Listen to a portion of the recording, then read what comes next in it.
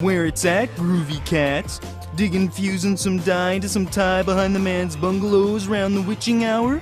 A super heavy gas for the masses. Hey guys, it's Anthony. I'm here to do another horror movie review. Hey guys, I'm here to do another spooky movie review for October. This time of the 1974 horror movie classic, The Texas Chainsaw Massacre. Now, I just saw the movie a couple days ago for the very first time. Yeah, it's one of those movies I always wanted to see as a kid, so I didn't get a chance to. There used to be a video copy at my old video store that's now closed down when I was younger, but my parents, of course, didn't let me. But, you know the way that goes. It's really not that much of a gory film anyway, which is really weird. There's really no gore at all, honestly. Which, you would think, but there's not really. Anyway, this movie's about a group of friends who are on a road trip, around town, and they visit the main character Sally's grandfather's grave, and they go around, and then there's a couple different characters in this movie, villains and heroes. They run out of. There's a part when they are going. After they leave the grave, they find this guy who's like kind of crazy, He's like a hitchhiker.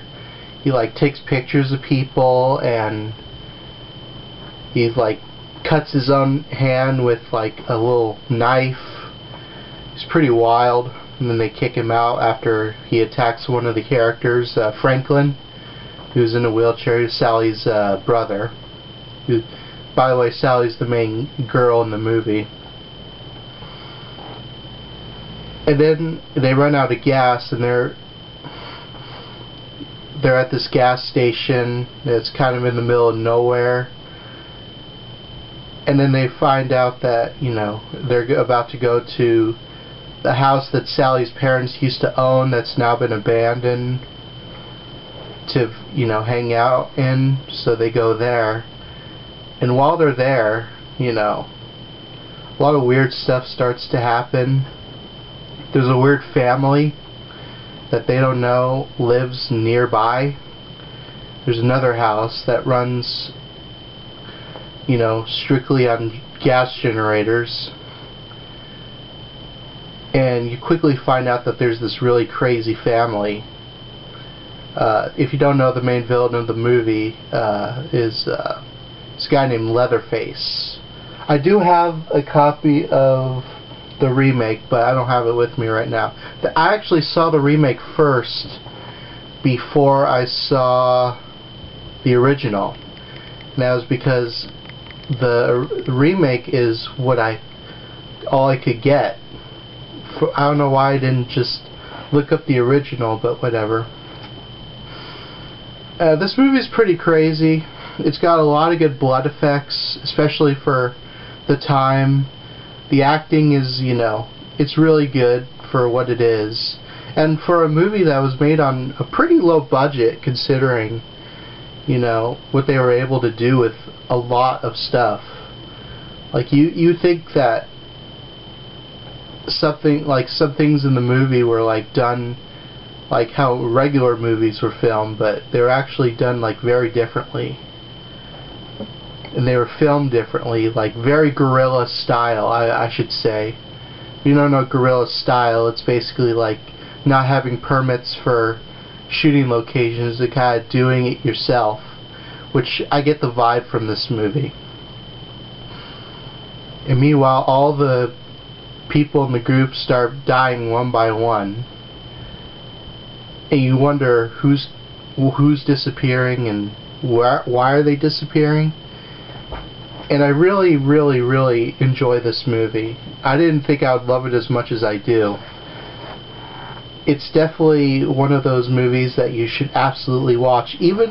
I would say even watch it any time of the year, because it's one of those movies that's so good that it's like a perfect movie. Even Quentin Tarantino said recently that it's one of the very few movies, in his opinion, that is like a perfect movie. And I have to agree, it's really good. Characters are lovable. You know, the kills are great. And it just gives you such a vibe that's just like almost uneasy, but you almost want to see what happens next. And that's a great thing. It keeps you interested.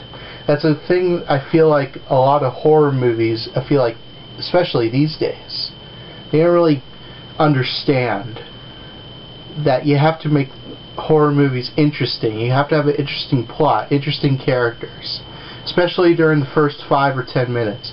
If your horror movie is not interesting within the first 5 or 10 minutes, you might as well just stop making the movie, because it's not going to be a great movie. I mean, I've seen some pretty awful bad horror movies, you know. And they all have that one flaw that's just like, it just destroys the entire film. But now with Texas Chainsaw Massacre, this movie gets it right. It was directed by Tobe Hooper, the late great Tobe Hooper. I think this is the first movie I've ever seen of his. I think I may have seen another one of his films, but I have to now deep dive into his filmography for sure.